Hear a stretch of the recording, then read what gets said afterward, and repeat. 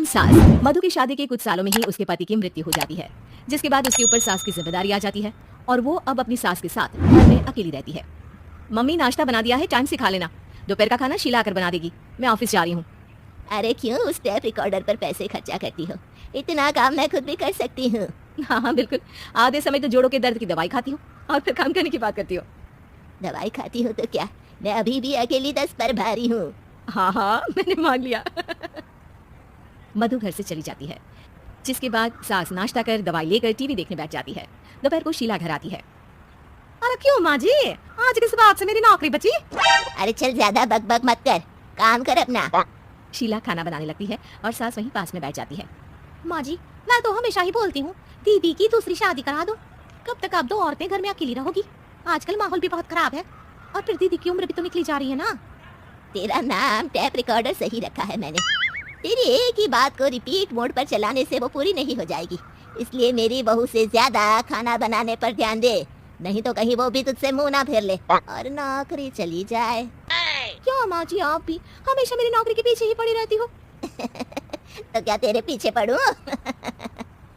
इसी तरह दोपहर से शाम हो जाती है और शीला अपना काम खत्म कर वापस चली जाती है। अब अकेली सास एक बार फिर टीवी देखने बैठ जाती है, जिसकी थोड़ी ही देर में मधु घर आ जाती है और सास बिना कोई देर किए शीला की बातें उसे बताने लगती है। मम्मी आप भी ना किसी बच्चे से कम नहीं हो, जिसके पास हमेशा शीला को लेकर कोई ना कोई बात रहती ही है। अब बस भी करो ना, इतनी बुरी नहीं है बेचारी। अरे मैंने कब कहा बुरी है, बस उसकी बातें करके मुझे बड़ा मजा आता है। सास की बात पर हंसते हुए दोनों डिनर करने बैठती ही हैं कि लाइट चली जाती है।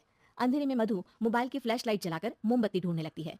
तभी उसे हॉल में कुछ गिरने की आवाज आती है। मम्मी आप अंधेरे में इधर उधर क्यों घूम रही हो? अरे तेरे पीछे ही तो खड़ी हूँ। हाँ, अगर आप यहाँ हो तो वो हॉल में सामान कैसा गिरा? भूत आया।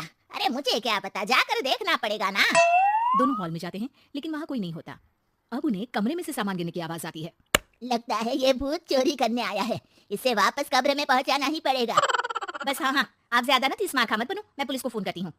अरे जब तक तेरी पुलिस आएगी तब तक क्या वो हमारे साथ बैठकर अंताक्षरी खेलेगा? हट डरपोक, संभालने दे मुझे। अब सास पास रखा फ्लावर पॉट उठाकर कमरे की तरफ बढ़ने लगती है, जहाँ उसे 2 आदमी दिखाई देते हैं। पीछे पीछे मधु भी वहाँ आ जाती है। मम्मी अभी भी मौका है, बाहर भाग जाते हैं। मधु की आवाज सुन चोर चौकन्ने हो जाते हैं। ओए तुम दोनों, जहाँ हो वहीं खड़ी रहना, नहीं तो दोनों को गोली मार दूंगा। अरे तुम दोनों अभी के अभी बाहर जाओ, नहीं तो मैं तुम्हें जिंदा नहीं छोड़ूंगी। ये बुढ़िया हमें धमकी दे रही है। अबे तुम दो अकेली अब लड़ते क्या कर लोगी? अरे जा भी जा, दोनों को बांध दे। जैसे ही दूसरा आदमी सास को पकड़ने उसके पास आता है तो वो उसके सर पर फ्लावर पॉट मार देती है। उसके सर से खून बहने लगता है, जिसे देख दूसरा आदमी गन निकालकर हवा में गोली चला देता है, जिससे बचते हुए दोनों सास बहू वहां से भाग जाती हैं। अब वो तीनों एक दूसरे के आगे पीछे पूरे घर में भागने लगते हैं। मम्मी आपने तो सच में उसे मार दिया। तो मजाक में कौन मारता है? और अभी तुम मेरे साथ ही रहना, नहीं तो पक्का मारी जाओगी। ये औरतों को कमजोर समझता है ना, आज इसे औरतों की ऐसी ताकत दिखाऊंगी कि ये आदमी पैदा होने पर शर्म करेगा। ये अचानक आपके अंदर झांसी की रानी कहाँ से जागी? वैसे तो हमेशा जोड़ों में दर्द बोलती रहती हो। अभी तुम्हें जान बचानी है या जोड़ों के दर्द की कहानी सुननी है? मधु और उसकी सास कमरे में जाकर दरवाजा अंदर से बंद कर लेते हैं, जिस पर चोर बाहर खड़ा दरवाजा बजाते हुए उन्हें आवाज लगाने लगता है। क्यों डर गई? अरे वैसे तो बहुत धमकी दे रही थी, गेट खोल अब बुढ़िया। अबे पागल, धमकी देने और होशियार होने में फर्क होता है, पर ये दिमाग वाले काम तुझे तो समझ में नहीं आएंगे। रुक, वो भी तेरा दिमाग ही बाहर निकालता हूँ।